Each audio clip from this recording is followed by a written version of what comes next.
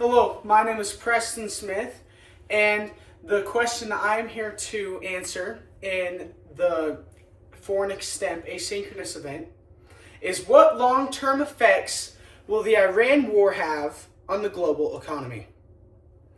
The Iran war.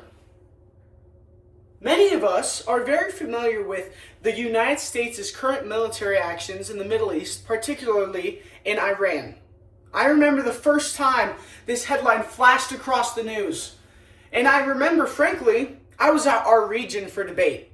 I remember our assistant debate coach saying, when asked why she was so stressed, saying, "It's the end of the world, it's World War III.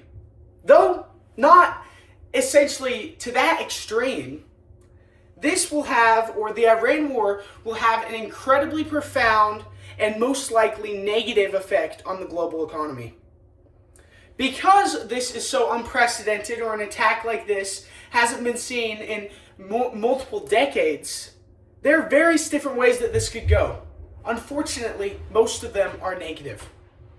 The three ways that I see this going, or the three impacts that I see the Iran war having on the global economy, is first, it could topple the U.S. economy as well as that of other countries.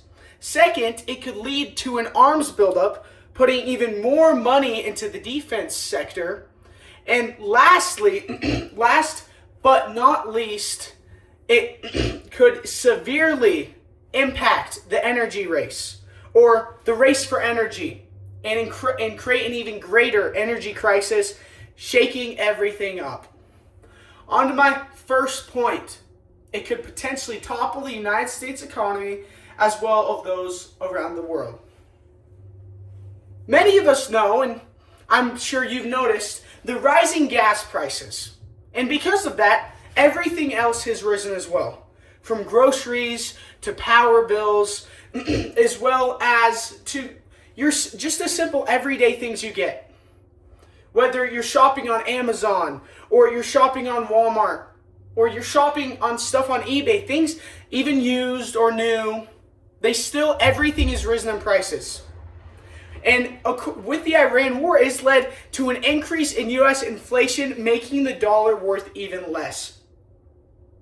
And this is a serious problem. The Federal Reserve of the United States government, one of their ways to combat inflation is to raise the interest rates, where on loans, you have to pay more on interest to get a loan, which leads to people spending less and people being more fiscal in their spending. But that's a serious problem with how it impacts our economy, because it leads to people being fired, businesses shutting down, less products being made.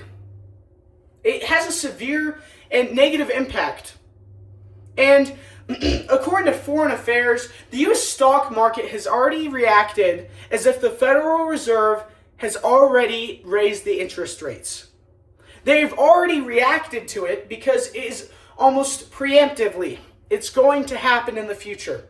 And along with the United States, it doesn't just crash our economy, but those around the world. Landlocked countries in Europe are countries that have little oil and gas reserves of their own. Countries that rely heavily on others, particularly in the Middle East.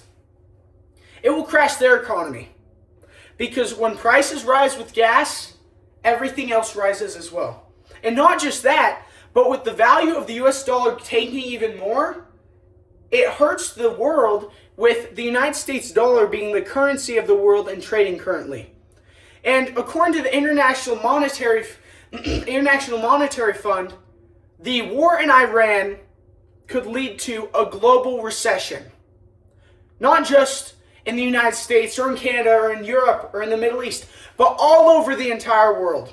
And one of the worst parts about that is that it's not the exact same in one place as it is across the rest of the world. It will be a recession almost everywhere, but some places in the world will be hit even worse. To my second point, a buildup in military weapons and arms. We've all heard the phrase or saying, adding salt to the wound. That is exactly what this is doing. Similar to the Cuban Missile Crisis almost more than 60 years ago, this could have a similar effect in the Middle East, where in order to protect oil or gas reserves, there could be an increase in buildup, which in essence helps some parts of the economy, such as the defense and military sector, but that leads to a serious problem with our foreign politics, where the gun or the weapon companies have a severe stake in what's going on or what is going to happen, leading to a push for greater war instead of peace. And lastly, my last and final point, it could really shake up our energy as we know it. In our country, we have, or in the world, I might say, we are pushing for renewable energy. We are slowly phasing out gas, though we are incredibly reliant upon it. I suspect, and I incredibly see in the future, that there could be a severe shakeup of our energy sector, where one of two things could happen. One, we could push for the extraction of looking for more mineral deposits, more natural gas deposits, more crude oil deposits, which could not only lead to the increase of global warming, but could also lead to digging in areas unprecedented, such as deep sea mining or mining in the Gulf of America or Gulf of Mexico, as well as mining all across the world, lead to an increase in mining and the extraction of oil. And the second way that I see it impacting is where in a push away from natural gas or a push away from crude oil, the world looks to renewable energy instead, which hurts a lot of the global economies because we have a stake in reliance upon natural gas and crude oil, and it's a part of our economy, leading to lost jobs and old infrastructure. But as I conclude, regardless of how this whole thing shakes up, it will certainly be crazy how it does, because it could lead to the toppling of the U.S. economy and many around the world, as well as leading to an energy crisis or a shakeup in the energy race. And lastly, it could lead to a buildup in the defense and arms industries. Thank you.